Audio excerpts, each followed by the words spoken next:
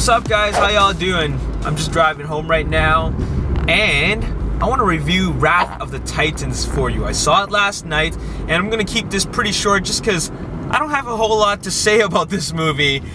I watched Clash of Titans, the original, and when I mean the original, I don't mean the original. I'm talking about the one that came out in 2010, and I saw that in the theaters. I didn't see it in 3D because I heard that the 3D sucks, so I didn't bother watching in 3D. And then, how I felt about Clash of Titans, I thought it was okay. I kept on hearing how bad it was, so I think because of that, I lowered my expectations and I actually thought it was okay.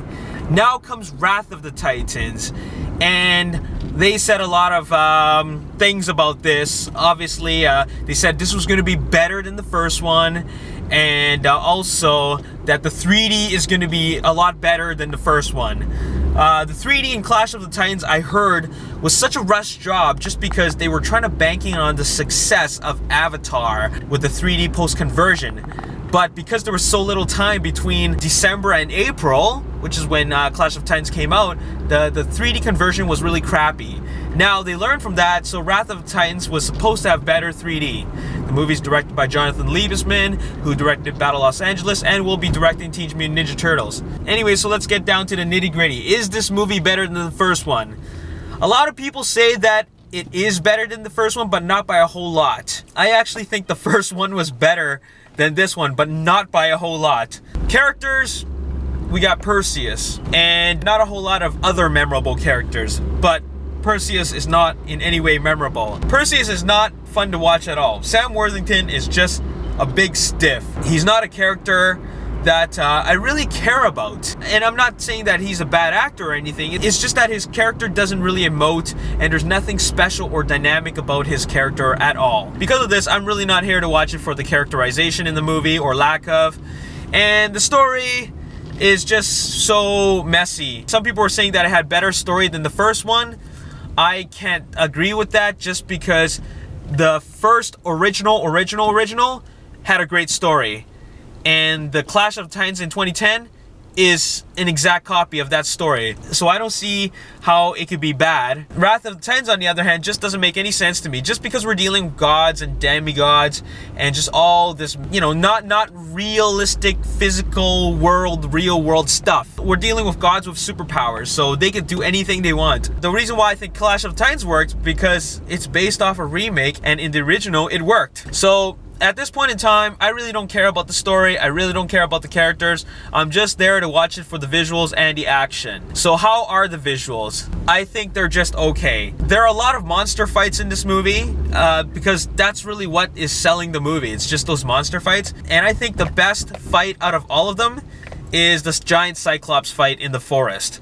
I thought it was really cool just because not only did they look real enough, but also the Cyclops themselves are the most dynamic villains. Well, they're not really villains, they're just monsters that Perseus and his group has to fight. And like I said, I find that they're dynamic, making them interesting opponents. As long as your characters are interesting, they're worth watching, and thus making the action more interesting to watch. But the rest of it, the molten lava, Cronus, that was okay. All the other action I didn't even really care about. The Minotaur and the Labyrinth, you could barely see what the hell is going on.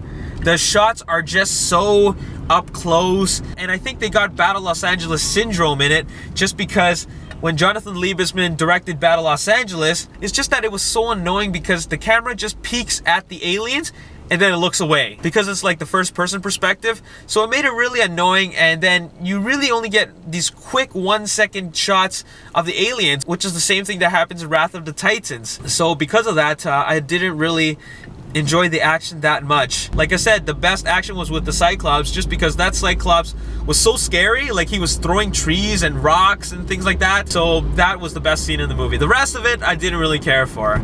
Didn't care about the characters, didn't care about the story. The only interesting thing other than the Cyclops was the relationship between Zeus and Hades. That was the only new character development in the movie. Other than that, yeah, don't really care for it. Let's talk about the 3D. The 3D in Wrath of the Titans is post-converted. And I'll tell you that the only times it looks really cool was when they're in the labyrinth and more than 90% of the environments are CG.